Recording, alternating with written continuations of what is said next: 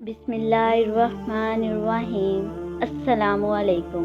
فرعون کا سارا لشکر اس کوشش میں ہے کہ موسیٰ پیدا نہ ہو۔ وہ 1 سال بچے ذبح کرتا تھا اور 1 سال چھوڑتا تھا۔ جس سال چھوڑتا اس سال ہارون پیدا ہوئے اور جس سال قتل کرتا تھا اس سال موسیٰ پیدا ہوئے۔ حضرت موسیٰ علیہ السلام کی ولادت کا جب وقت قریب آیا تو آپ کی امی جان کے پاس وہ دائی آئی جسے فرعون نے بنی اسرائیل کی عورتوں کے لیے مقرر کر رکھا تھا۔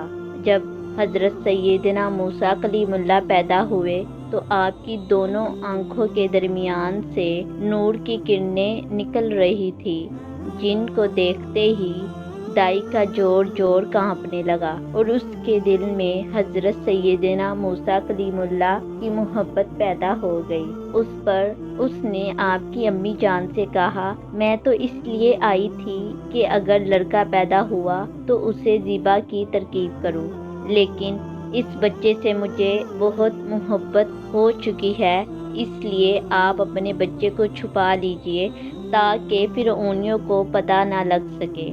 یہ کہہ کر وہ دائی چلے گئی اور اس طرح فرعونیوں سے چھپا کر آپ کی امی جان نے 4 ماہ تک حضرت موسیٰ کو چھپا کر رکھا۔ پھر ایک دن فرعون کے خوف سے آپ ایک برہئی کے پاس گئی اور اسے صندوق تیار کرنے کو کہا۔ اس نے پوچھا، تم نے لکڑی کے صندوق کا کیا کرنا ہے؟ تو انہوں نے سچ سچ بتا دیا کہ اپنے بیٹے کو اس میں ڈال کر دریا میں ڈالنا ہے، ہو سکتا ہے وہ فرعونیوں سے بچ جائے۔ اس برہئی نے ان کو صندوق تو بیچ دیا، لیکن اس کی نیت خراب ہو گئی اور وہ فرعون کے ان بے رحم جلادوں کے پاس پہنچ گیا جو بنی اسرائیل کے بچوں کو ذبح کرنے پر مقرر تھے تاکہ انہیں نئے پیدا ہونے والے بچے یعنی حضرت موسیٰ کے بارے میں بتا سکے۔ جب برہئی ان کے پاس پہنچا تو اللہ تعالیٰ نے اس کی زبان بند کر دی۔ اس نے ہاتھ کے اشارے سے سمجھانا چاہا تو فرعونیوں نے اسے پاگل سمجھ کر مارا اور وہاں سے بھگا دیا۔ جب وہ واپس اپنے گھر پہنچا تو اللہ تعالیٰ نے اس کی زبان کھول دی۔ وہ دوبارہ فرعونیوں کی طرف گیا تاکہ انہیں بتا سکے، مگر پھر گونگا ہو گیا۔ ہاتھوں سے اشارہ کرنے کی وجہ سے انہوں نے پاگل سمجھتے ہوئے اسے دوبارہ مارا۔ جب وہ گھر لوٹا اس کی زبان پھر ٹھیک ہو گئی۔ جب وہ تیسری مرتبہ بتانے کے لیے پہنچا تو زبان پھر بند ہو گئی اور وہ اندھا ہو گیا۔ فرعونیوں نے اسے دوبارہ مارا اور اسے نکال دیا۔ اس پر اس نے سچے دل سے توبہ کی کہ یا اللہ، اگر تو مجھے اب کی بار زبان اور بینائی دے دے گا پھر میں کسی کو اس بچے کے بارے میں نہیں بتاؤں گا۔ اللہ تعالیٰ نے اس کی توبہ قبول فرمائی اور اس کی بولنے اور دیکھنے کی طاقت لوٹ آئی۔ اور پھر حضرت موسیٰ کی امی جان نے فرعون کے خوف سے حضرت موسیٰ کو صندوق میں رکھ کر دریائے نیل میں بہا دیا۔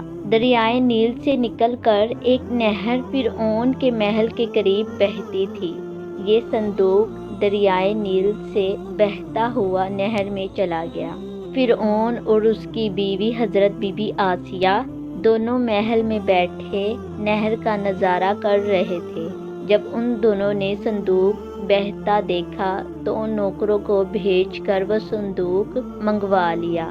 جب صندوق کھولا گیا تو اس میں سے ایک نہایت خوبصورت بچہ نکلا۔ فرعون اور بی بی آسیہ دونوں کے دلوں میں اس بچے کی محبت پیدا ہو گئی۔ حضرت بی بی آسیہ نے فرعون سے کہا، یہ بچہ میری اور تیری آنکھوں کی ٹھنڈک ہے، اسے قتل نہ کرو، شاید یہ ہمیں نفع دے یا ہم اسے بیٹا بنا لیں۔ اور وہ بے خبر تھے۔ انہوں نے بچے کو اپنے پاس رکھ لیا۔ حضرت سیدنا موسیٰ ابھی دودھ پیتے بچے تھے، اس لیے ان کو کسی دودھ پلانے والی عورت کی تلاش ہوئی، مگر آپ علیہ السلام کسی عورت کا دودھ پیتے ہی نہیں تھے۔ ادھر حضرت سیدنا موسیٰ کلیم اللہ کی امی جان بے حد پریشان تھی کہ نامعلوم میرا بچہ کہاں اور کس حال میں ہوگا۔ آخر کار انہوں نے حضرت سیدنا موسیٰ کی بہن مریم کو حالات کی معلومات کے لیے فرعون کے محل میں بھیجا۔ مریم نے جب یہ حال دیکھا کہ بچہ کسی عورت کا دودھ نہیں پیتا تو انہوں نے فرعون سے کہا، میں ایک عورت کو لاتی ہوں، شاید کہ یہ اس کا دودھ پینے لگے۔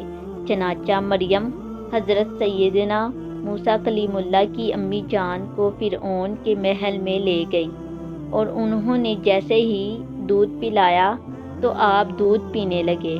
پھر آپ کی امی جان نے فرعون سے کہا، میں غریب عورت ہوں، میں آپ کے پاس نہیں رہ سکتی، میرے اور بھی بچے ہیں، میں اسے گھر لے جاؤں گی، یہ منظور ہے تو ٹھیک ہے، نہیں تو میں جاتی ہوں۔ فرعون نے کہا، ٹھیک ہے، اسے لے جاؤ اور دودھ پلاؤ اور دودھ پلا کر ہمارے پاس چھوڑ جاؤ۔ اب جس خزانے سے پیسے خرچ کر کے بچے ذبح کیے جا رہے ہیں، اسی خزانے سے موسیٰ علیہ السلام کی پرورش ہو رہی ہے۔